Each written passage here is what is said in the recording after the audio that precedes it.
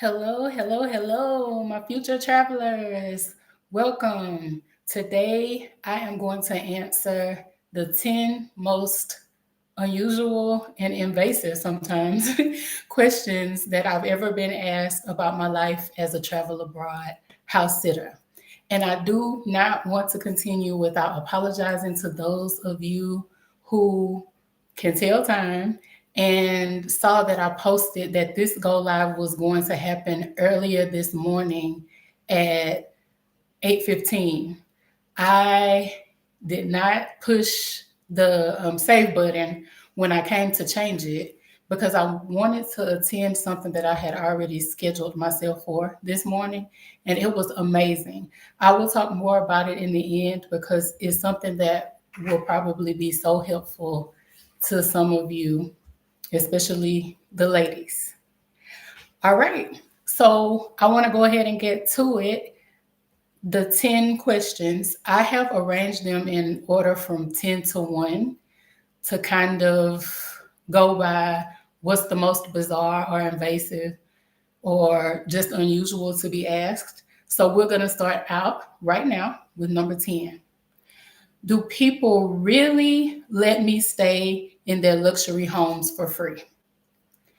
That's understandable to ask of a house sitter. And so the answer is yes. I will say that two things. In a previous video, I went over how I do not like the word free for the house sitting exchange because it leads many people, especially people who've been my clients, to think that the host, who is the person who's letting you stay in their home, is doing you a favor and you offer no value. So both sides of the equation are very valuable. The host is allowing you to stay in their home because they want it to be occupied or they want their pet to be taken care of, right? So you offer tremendous value. So it's not free. You're not staying there for free. You're offering a service. So part two is that all of the homes are not what we consider luxury. So the homes are nice. I've never been in a home or heard of anybody, you know, posting their home for a sitter and it was unacceptable in shambles. Now, some of them aren't clean to most people's standards, but I have stayed in many multi-million dollar homes. I've never stayed in a $1 billion home. You know what? I stayed in $1 billion home. It was in California, outside of Sacramento. I can't remember the exact name of the town. That was $1 billion home. It had Ferraris and all sorts of luxury cars in the garage. Um, but yes, people want their nice things or the things that they value to be taken care of, whether it's their pets and their home or just their home. So yes, that is the exchange. And on the platform that I use, which is called Trusted House Sitters, I'm a worldwide house sitter because there are opportunities all over the world. So all over the world, people are willing to let you stay in their homes. Number 9, am I ever scared to sleep in a stranger's house alone? No, because you do an interview process, so you get acclimated with the host and even the animal before you go. But I do get that question. There's only one time that I've been afraid to go to sleep. I talked about it recently in a video about my worst house sits. I think that's the one where I talked about it. But I was afraid to go to sleep on that sit because there were no curtains on the window. And I was in Panama. I was in a very secluded, beautiful area, mountainside, waterfalls, all of that, but no one around to to help me out if or hear me if I like screamed or anything. So big, huge window in the bedroom. And the bedroom is the first room you get to when you come to the house. So I was afraid to sleep. I finally figured out a solution. I talk about that in the video. But the Trusted House Sitters platform is all about safety for both parties. So if you have a concern, you speak with the host about it and try to resolve it if it's something that they can resolve. Or if you get there and it's just not what you expected, you know, you always have the option to leave, even though it would not be great, but everybody's safety should come first. That's the bottom line.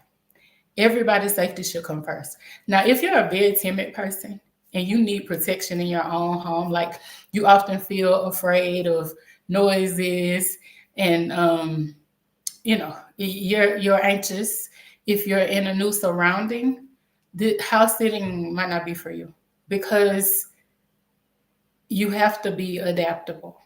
Of course, you're going to be in different homes in different neighborhoods around different types of neighbors, but no, nothing dangerous goes on. Okay, number 8. You guys. So I'm on a house sit right now, and I kind of figured this might happen. One of the employees is trying to get my attention, so I'm going to be right back.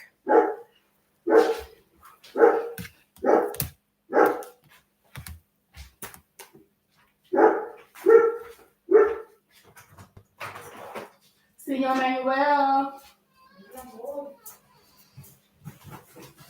Buenos días o buenas tardes. Es tu... Sí. ¿Cómo estás? Bien, Yes. voy a una fiesta. ¿Fiesta? ¿Aquí? No, allá Oh, escucho. donde yo vivo. Sí. Ok. Comida y una cerveza. Oh, cervezas. ¿Es tus favoritas? Sí, Okay, so hasta 2 semanas. semanas. Okay. ¿Va a venir Poli? No entiendo. Velador. No entiendo. Lo siento, no entiendo. Oh. Okay. What am I going to say? Días. Que tenga un buen día. Sí. Adiós.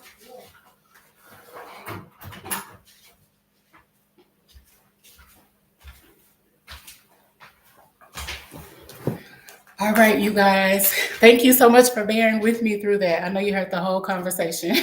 So the hosts aren't here. They went away for a week and a few days. So I had all of the employees' paychecks or payment in an envelope.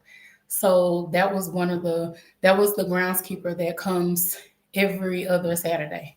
And I hadn't even spoken with him all day. So he knocked on the window, which made Delilah, my pet, my dog that I'm sitting, bark because he doesn't come so often.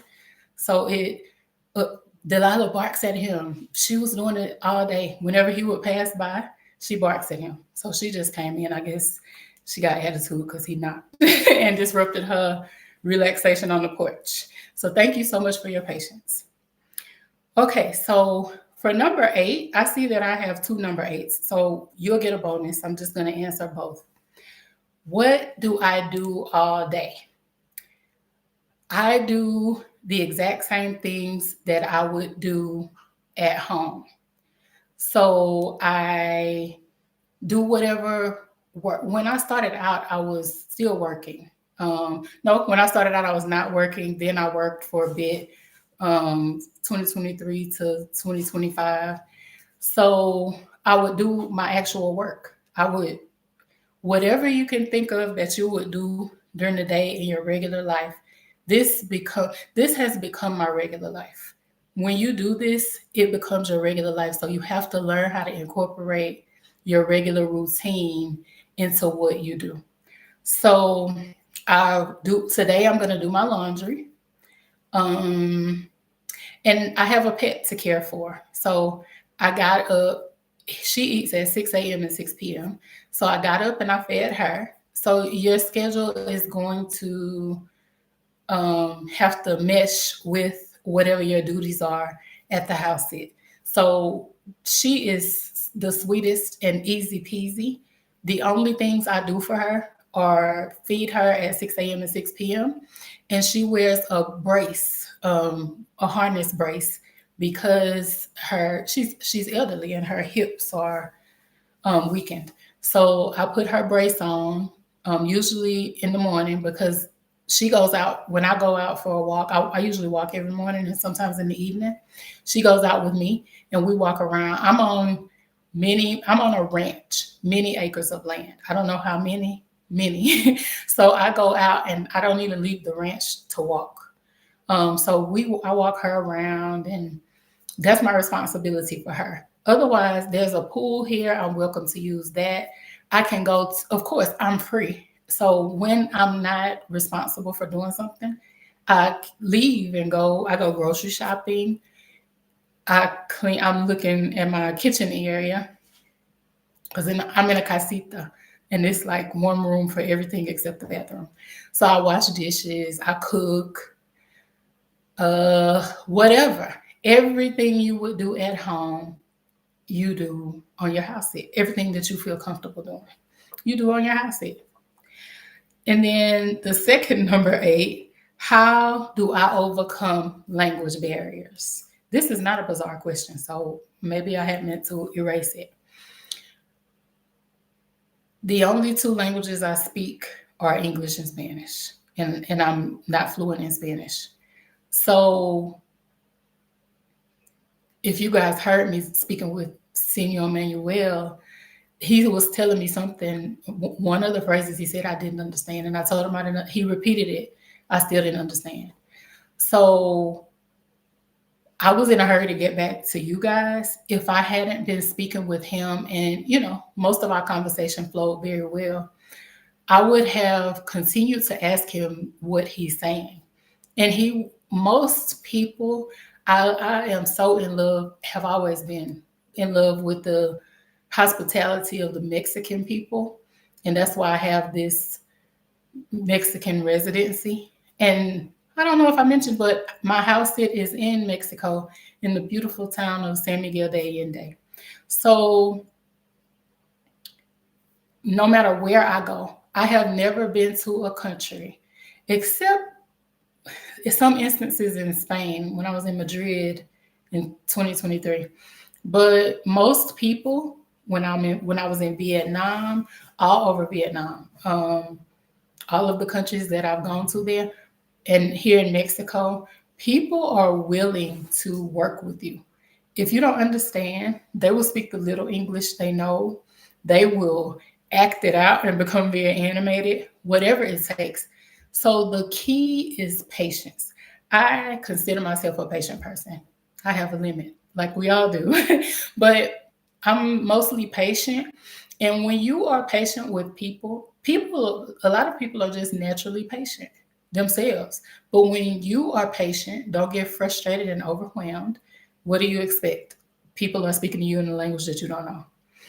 They're patient with you, and they just work with you, and you figure it out, and you learn over time. So I look at most things, but especially things regarding travel, as an adventure, so that it's okay. You go there knowing, but tip, travel tip, you really need to learn the basics of a language before you go to a country. Hello, goodbye, thank you. And so those are the 3 times that I absolutely learned. My fourth one that I absolutely would advise you to learn, and my fourth one that I learned, I don't understand. I'm sorry. I don't understand. I always put I'm sorry or excuse me. I don't understand. So hello, goodbye, thank you, and I'm sorry. I don't understand. So there's no excuse not to learn those 3 or 4 terms, because all you have to do is go on Google and look them up, and it will even pronounce it for you. Of course, there are apps that you use on your phone. Google Translate is the one that's my go-to. And the person speaks into the phone and it translates for you, or you can type into the phone and it translates for you. That takes a lot of time. I don't try to go directly to that. I try to communicate with people, you know, spoken by spoken word. But to help you learn these three or four terms, listen to the pronunciation that Google gives you and even record it. So I'll record it on my phone, record the computer saying it, and I just repeat it. I start this process a few weeks before, just about 2 weeks before I go to a country, because you don't have to be perfect at it. You just have to, as long as they get what you're trying to say. And I say it back. I repeat it, for 5 minutes a day so that I can get it. And when I hear it, I'll understand. So, yeah. Number 7, do homeowners ever spy on me with cameras? Legitimate, weird question, but legitimate. So, Trusted House Sitters has a rule, and I keep bringing them up because they're the only house sitting platform I've ever used. I don't know if I said that. Trusted House Sitters has a rule that all cameras must be disclosed upfront, even in the interview. This can become one of your interview questions. Do you have cameras in your home? But the thing is, if a sitter before you has found a camera, they are going to write about it because it's very upset. That's very invasive. That's a violation of privacy. If someone didn't know there was a camera and it turns out that there is and they're being watched. Because again, you're supposed to treat this like you being at home. So when you're at home, you might not wear clothes all the time. Full clothes. I don't want a stranger seeing me in my regular pajamas is fine, but I don't know, half naked. So I do have one, and it's a violation, so you can report it. And of course, you would write it in your review of that homeowner. Um, I did have one instance. It was my one of my first houses. There was a camera in the living room facing the living room area, and this was in a luxury home. This was in a multi-million-dollar home. There was a camera facing the living room area where I would sit with the pets, but the light on it was never on. There were also, and a lot of people have a problem with these and they unplug them because it makes you feel uncomfortable. They'll have like the Alexa, um, or the electronic devices around the home, and those can, of course, they can listen. They follow commands. So I unplugged those. Um, I've never one more home. I'll get to that one because there was one more incident with one of those in another home. But I unplugged those generally. This camera, okay, they had in this house, they had silenced the doorbell because they had young children. I guess that's why. So they told me that a lot of packages would be arriving and for me to just bring them in and sit them in the office that was downstairs. I couldn't hear that someone had come because the doorbell was silenced. So I got a text that a package was just delivered at the door. I was not paying attention to my phone. I was watching TV. So it took me a while. I never answered. I don't know how many minutes passed, but I was sitting watching TV and I saw the camera light come on. And I was like, oh my gosh, why am I being watched? So I picked up my phone to ask why I was being watched. And I saw that the message had come about the package and I didn't respond. Now there was no reason to turn the camera on and look. What if I was doing whatever private thing? So I didn't appreciate that. That happened. And then it was so weird. Every time I would have a conversation, one of the Alexa things. I don't care for those, y'all. Even in my own home, I have gotten some of those as gifts before, and I regift them. Don't even open them. Um, I'm very private, as you can tell. But I would have conversation on my phone, and then I would get a text from the owners, and it would be alluding to whatever the conversation was that I just had. Like it would be a little sprinkle of knowing. And at first I was like, you are being paranoid. How would they know that? It happened like After the second time, I was like, that's not paranoia. It happened the third time. I unplugged the device that was in the kitchen, and it never happened again. So I'm sure they were listening in. Um, Other than that, it's never happened. Now, at this sit, being fully transparent, at this sit, there are cameras outside, and I knew that they're clearly visible. They're all around the grounds because it's a very large property and it's gated. Not my not my thing to talk about. So many security cameras, but I found out that the security cameras are visual and audio. So if I'm outside, it's two cameras pointing in the area of my casita. Even where I'm sitting right now, it's right in front of the kitchen window. So when I eat, it's two cameras pointing. This one of them points like almost directly. I sit in a different place so that the camera isn't pointed at me when I eat. Because it just feels, it just feels strange to have a camera pointing at you while you're eating to me. So I move over and sit away from the camera to eat. But then I had a private conversation on the porch. You guys, it is so beautiful here. Like it's a nature haven. I praise God for it. I needed it, for my soul. So I sit outside often and I have a porch, a covered porch with patio furniture. So I was sitting out there and I was having a personal conversation with one of my girlfriends, one of my ex coworkers. And I didn't know at that point that there was audio surveillance. I didn't find out until like 2 weeks ago. So that feels that should have been disclosed that the surveillance was audio also. I haven't addressed it yet. I'm gonna wait until this house sit is 2.5 months. And I'm a month and a half in almost. So I will wait to address it. But yes, the answer is yes. And it does not feel cool. But I've never found like a secret hidden camera. Just secret hidden audio. All right. Number 6.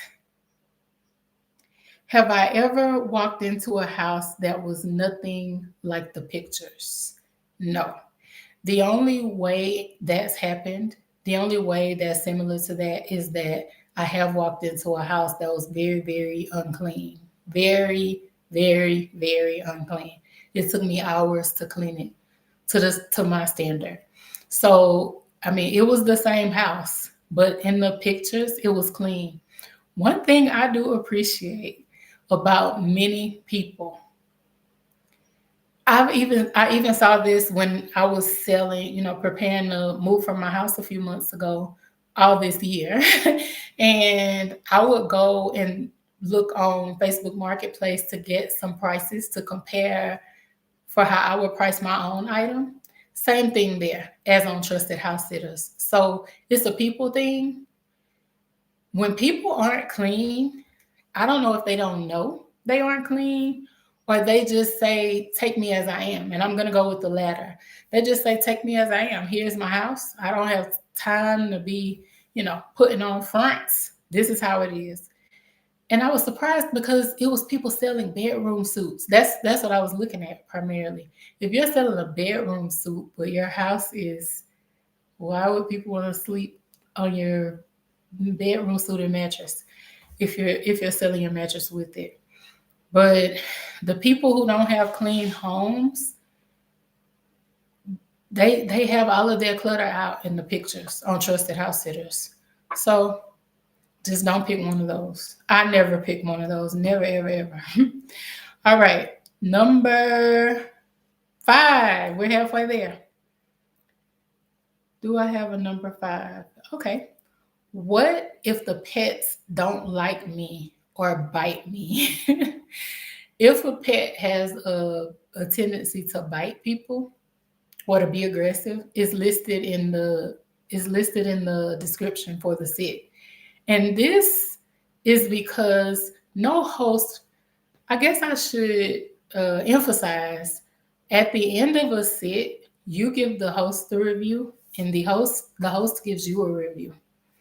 So if a person, I'm not going to even speak that onto myself, if a person gets a bad review, host or sitter, other people will see that and they will either not book that sit or they will not choose you to come sit at their home.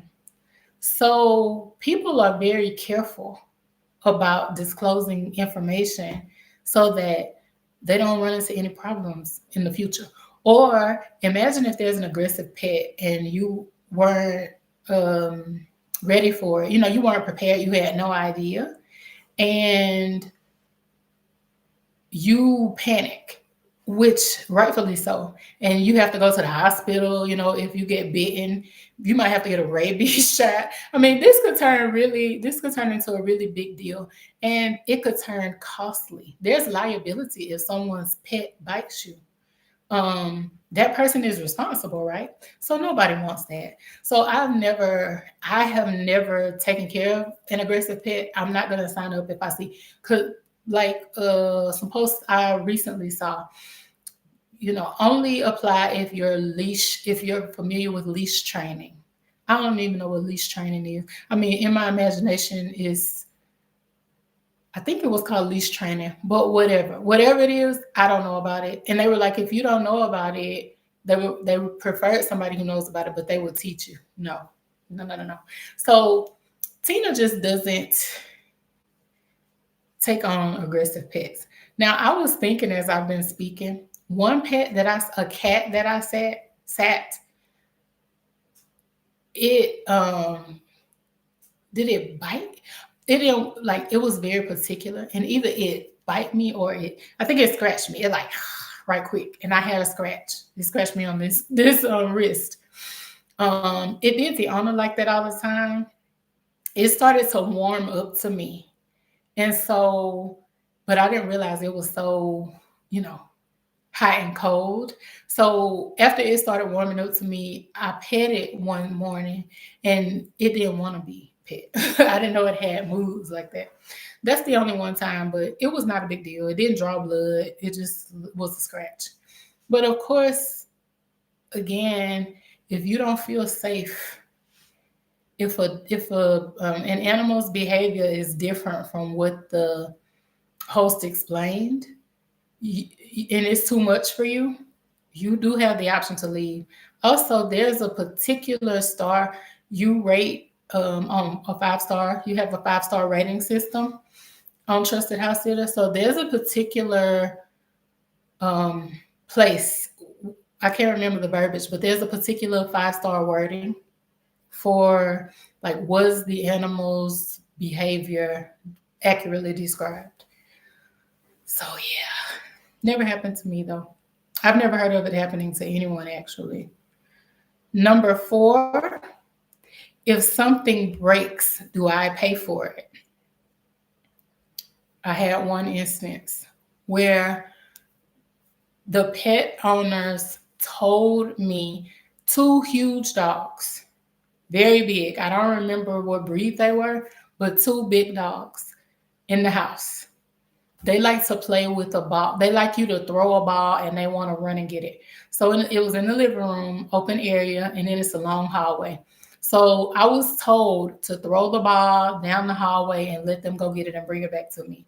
Not go outside. The only time these pets went outside, they didn't get walked over there. They just went outside in the backyard. And when I was told that, I was like, in the house? Let me be sure I understand. In the house? Yeah, yep. This is where we do it. I was like, okay.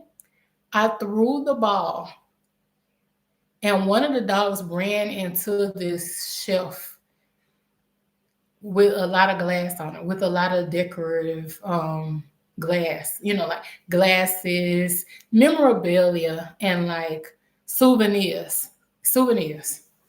When the dog ran into that shelf, it knocked it was some wine glasses on there. Not a souvenir wine glass, just a wine set of wine glasses. It knocked one of the wine glasses over.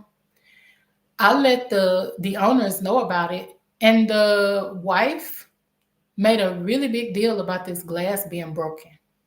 So I left her some money to get them, but I did not appreciate. I didn't appreciate the response that I got about it when I was told to throw a ball in the house for two big dogs to retrieve it.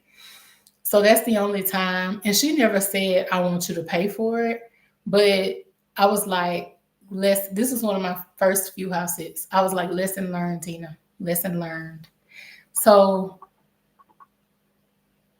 the other sitters that I know, I can't. It was something in the bathroom, maybe a mirror that one of the hosts, one of my one of the girls in my sitter group broke,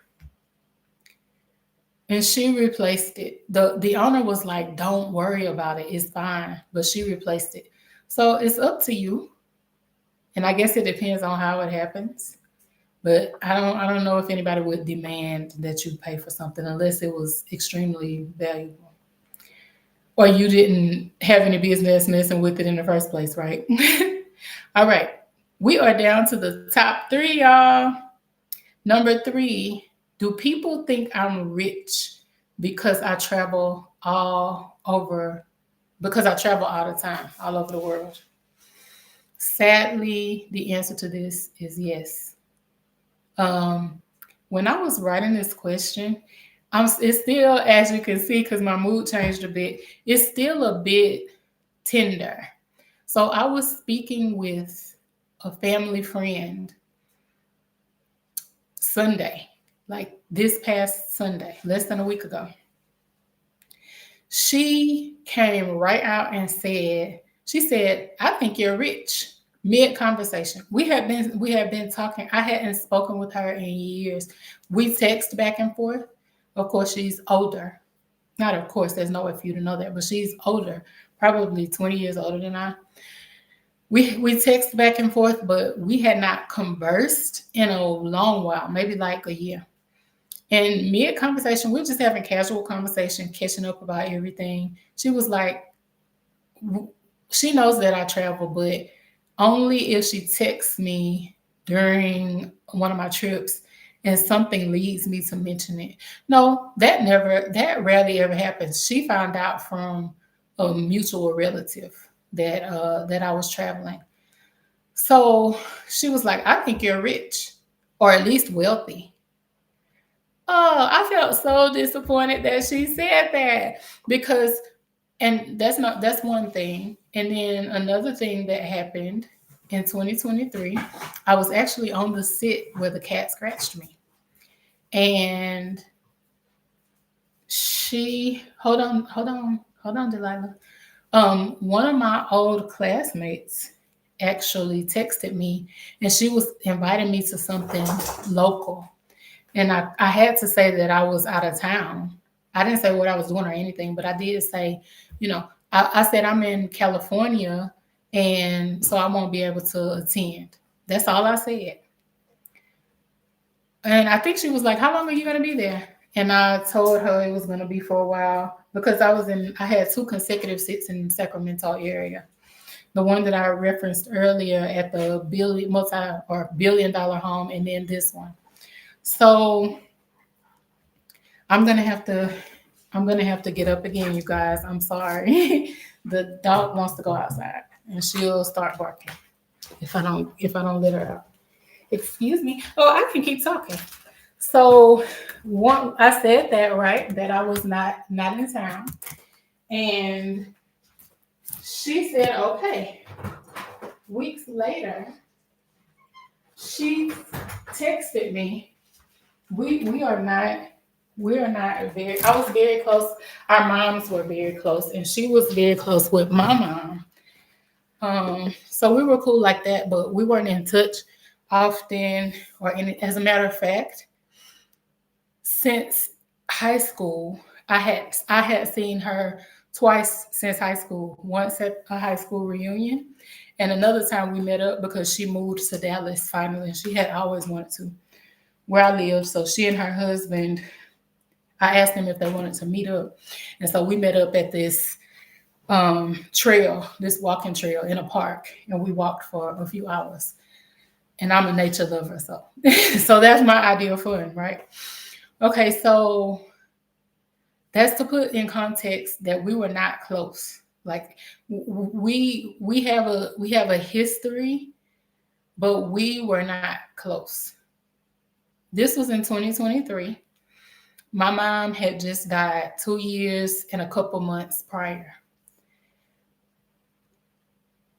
Her mom had died 20 something years prior. She texted me and asked me to contribute to the fund for getting her mom's headstone 20 something years later. Now she has three brothers.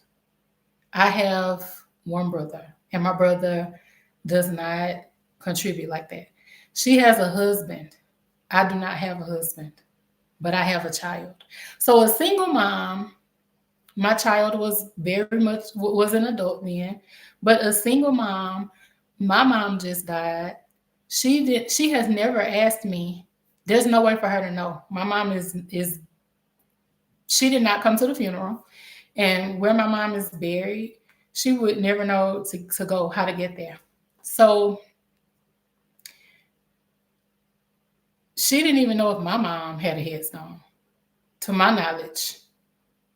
Now there's some circumstance around that because where I'm from a very small area. People gossip, and my mom's headstone is unique. So she could have known, she could have heard, but even still, you must think that I'm wealthy to ask me something like that. And she was like, I'm tired of waiting on my brothers to contribute, is specifically what she said. And I get that it's nothing wrong with reaching out when you need help. And I pride myself on being there for people, but this was inappropriate to ask me, I feel, when there was no offer to help me with the responsibilities that I had for my mom. And it was just out of the blue, like no casual back and forth conversation or anything. I'm going off on a tangent for this one, but yes, people do when you travel. That's why I don't tell many people at all. Like now everyone will know because I started a YouTube channel, but all of this time, very, very, very few people knew. My coworkers didn't know. Very few people knew. Only my three besties, and one of my cousins, because I would leave my very few people, less than I would say 5 people or less knew that I've traveled. But when they do find out, even if they don't know exactly what I'm doing or how frequently I travel, things like that happen. People ask you for unusual loans or gifts in the form of money. Thanks for bearing with me on that, y'all. You can see I'm still sensitive about it. And my sensitivity comes from some things that happened in my childhood regarding people wanting money. All right, number 2, we are almost done. Do you ever feel lonely being a solo traveler and house sitter? I do not. I am alone most of the time when I'm at home. Um, I don't hang. I have 3 best friends. I've had the same 3 best friends. One of my best friends is from before I was 5. The other one is from 20 years ago. Our kids played flag football together. And the other one is 10 years. The other relationship is 10 years old. I have a new very, very close friend. I call her my bestie. She is one of my favorite people in the world. And we've known each other for about a year and a half. None of them, with the exception of the one from 20 years ago, I don't even see them a lot because they have their own lives, their wives, their moms. They're very, very busy. Or the newest one travels as much as I do. And so we see each other. We speak often, but we see each other when we can. So I'm not a person who needs a lot of company. I love my own company. I've been on a journey of growth for some time now, and that takes a lot of time and attention and quiet and peace and self-reflection. And so I don't surround myself with a lot of noise. So I'm the loner type. So me being lonely is it will take a lot. And then when I travel, I choose places that make me curious. Like this place, I didn't know it was going to be this beautiful as far as nature immersion and being out, you know, in seclusion. I'm not secluded, but I love things like this. And when I pick a country to go to, there are things there that interest me. If I'm constantly excited about going to see this thing or that thing or going to experience something, I'm not going to be lonely. And lastly, my reason for my curiosity when it comes to exploring, it comes from wanting, like, I really truly desire to get to know new people, to understand their culture and their customs, and to be in community. I mentioned one of my heart's desires is to be in community. That's something that I rarely have experienced in the United States. So I go to countries where community is a big thing and I'm welcomed in that sense. So I don't have time to be lonely or space to be lonely. People who are accustomed to being in community, they don't let you be lonely. They will always check on you if you make yourself available for that. So it's coming to my mind when I first got here,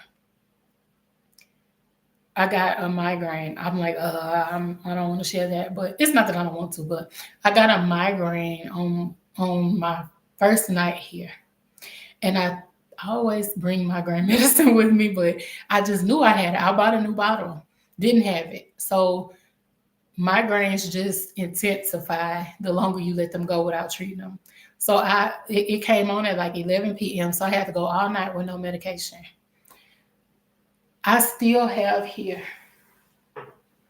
This was brought to me. Oh, somebody had to go to the store and get some migraine medicine too. Let me see if I can. There we go. Headache eraser in this almost field tube. It's natural because I like natural stuff. So I got checked on. It took almost 24 hours for it to go away. No, 12. I got checked on. Do you need anything?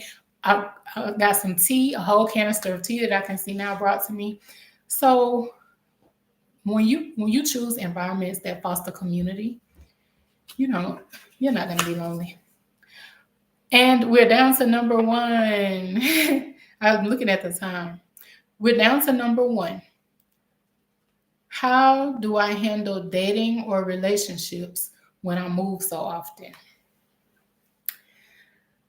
Again, I'm on my personal journey of healing and wholeness and all of that. And I find joy in getting to know myself, who I truly am. And part of this comes from the role my responsibilities that I had, my whole life. So I'll just go ahead and share I don't want to be because I said I was gonna tell all, be open. So I became responsible for taking care of my mom when I was 15 years old when my father died. So it was me, my dad, my mom, and my brother. My mom was diagnosed with an autoimmune disease when I was 8. When I was 15, my father died. I was responsible for taking care of my mom from when I was 15 until when she just died in 4 years ago. So, and then I have a son who's an adult now. But my entire life, even before I was an adult, I was responsible for other people. For my mom first and then for my son. And I was a single mom after my son, from the time my son was 2 years old, 18 months old.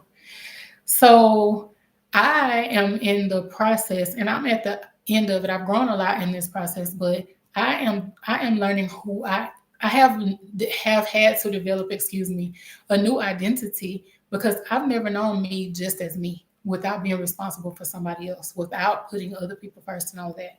So that is why I am this many years young, but speaking about a lot of self discovery and having a lot of intimacy with myself because there are parts of me that I've never seen or discovered or that not been, that I did not feel I was able to foster throughout my life before 4 years ago.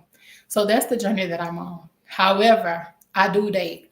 I was dating Jan- up until earlier this year or at the end of last year. When I say dating, I mean meeting people and going out on dates. Um, that was not turning out well at all. At all. So after the last one, I decided I'm not doing it anymore. That clearly I have much more work to do to attract the type of person that I'm worthy of, or at least stop choosing the type of person that's not worthy of me or ready for me. I use the word worthy not as a value judgment, as a judgment of maturity and and capacity and healing. So I will share the one time I okay. So this has to do with travel and house sitting. That's why I'm sharing it. All the other ones were like I meet, we go on a date, we might go on more than one date, we continue to converse until it just fizzles out. So that's the type of dating I was doing. And I mean, no, most people want someone to just talk to, someone of the opposite sex to just talk to and, be with and explore the possibilities. I'm not married. I'm single. So of course I would date. So that's my extent of dating, but I've completely stopped. Um, okay. I was on a house sit and and my dating was through dating apps. So don't laugh, y'all. But that was like number one mistake I've learned, and I won't ever do a dating app again. And I'm very careful about not saying never, never, ever, ever will I do a dating app again. That's a promise. Okay, so I was on a house sit. I met this guy on a dating app. I'm gonna try to speak this up. We're on number one, but we almost at an hour, but it's okay. It's okay. Y'all will like this story. It's a little interesting. It's a lot interesting. So I am on a house sit for about 2.5 weeks in um, Austin, Texas, but I lived in Dallas, Texas. All right. I met this guy who was in Dallas, Texas, but he was from London. So I'm like, oh shoot, we won't get to see each other because I'm not in Dallas. He was like, oh, where are you? And I told him I was in Austin. He was like, I'm coming to Austin next week because that's where my family actually is. I'm just here seeing, some other friends. I was like, oh, okay, so I'll see you then. So we conversed up until he came to Austin. He did come to Austin. It's not, is it? Yeah, he did come to Austin and we met up. So we went out. We had fun. We went out to hear a band. It was the Christmas season, my favorite time of year. So we walked and saw the lights. It was very, very magical. What else did we do? Magical on a low key sense, but it had the holiday vibe and cheer with it. We went to like this it was bowling, movies, arcade, all of that in one place. We went there. We went to different events because he was there for like a week and a half. So he was leaving the day after after my house it was over. And in that time, he had never, this was his first time coming to the United States. So he was like, if I get us tickets to LA, I really want to see Los Angeles. Will you go with me? But I don't want to go by myself. I was like, oh, I can't. So we continue to converse. This is in January, early January, whenever he leaves, and we continue to converse. By March, I mentioned that I had just booked a house sit in Madrid, Spain. And he was like, that's really close. That's not a far plane ride from here. He said, what if I get your round trip ticket? You come here first, then go to your sit. And he was like, I've been needing to go get some dinner work done. It's popular. Istanbul, Turkey is a popular dental tourism, probably medical. Yeah, I've heard medical tourism, period, but I'm sure dental tourism. So he was like, I've been meaning to go get some dental work done anyway, and it's going to take me about, I have to stay. It was like a major surgery. I have to stay for like 4 days. So I'll go there and do that while you're in Madrid, and then you can just come back here and leave from here.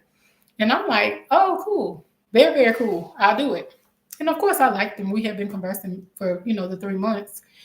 And so that's what happened. I went by him first, and then I was leaving from there. We were leaving at the same time for him to go to Turkey and me to go to Madrid. And then we would come back. Well, he would come back for my Madrid house. It was like 2 weeks. So he would come back far earlier than but then I would come back there, stay for a few days, and then come back to the States, go back to the States. Okay, I'm almost at the cliffhanger. So we have a nice time. We hang out. I go see some sights, blah blah blah. And he's working during this time. He works from home. He worked from home, if I'm not mistaken. No, he went into the office 3 or 4 days a week, and he worked from home 1 or 2 days a week. So I was leaving on a Monday to go to Madrid. And we're out to dinner on Sunday. Everything was lovely up until this point. I met some of his friends. We went on like double date, all of this stuff. So we're at a restaurant, and I thought it was so thoughtful because I'm vegan. Well, I was vegan then, now I'm vegetarian, plant-based vegetarian. So he picked out a restaurant that accommodated my diet, everything. He comes, we have been there, like the meal is almost done. Here he comes to say, oh, I left out a part. He was in the United States because he got some job offers. He was in the United States to go in person for some job interviews. He had 3 offers. And if I recall correctly, what he does has something to do. No, I cannot remember what he does. I was going to say IT, but it's not IT. I don't know what it is, but he was high up in whatever he was doing. So he had lucrative offers for jobs, and he had gone on 2 out of 3 of the interviews while he was in the States. That's what he was doing there.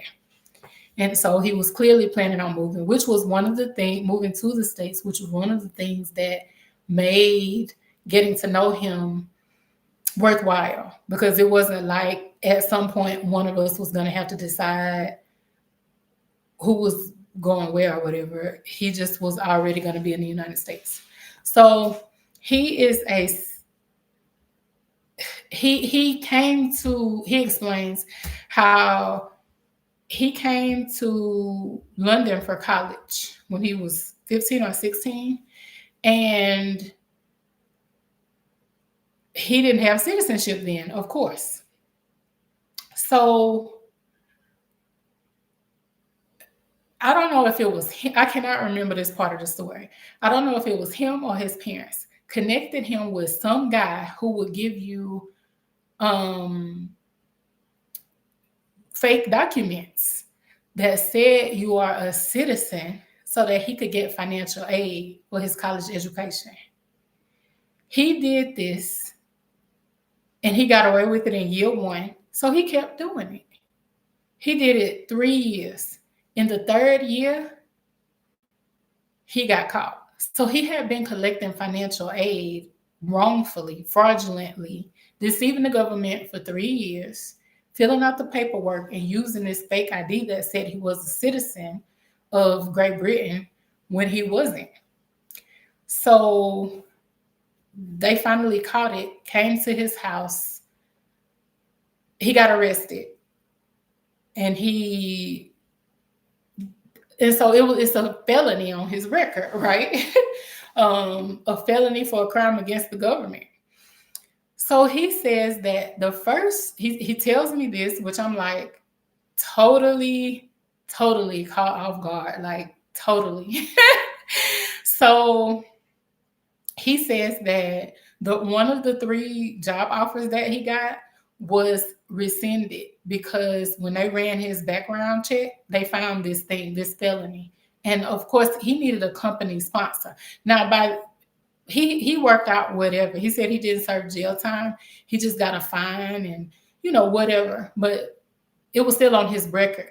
Oh, he got attorneys to help him through. They pleaded his case on the grounds that he was a foreigner and he did not understand the the extent, or that this was a crime and this and that, even though, come on. And so they dropped some of the charges, but they kept one, maybe two, and they were felonies, and they didn't make him serve time. He had to pay restitution. And even with this, he was still able to become a citizen, get his actual citizenship in Great Britain. So they, kind of forgave him. But the United States, like, it's part of applying for citizenship or residency in some places even. Have you done a crime? You have to turn in your background check. A lot of places, a background, yeah. So anyway, he said that they rescinded the job offer because they ran his criminal record. And so he was like, Tina, if I'm married, I do not have to worry about this. And we are really getting along well. And so, yeah, what do you think about us getting married?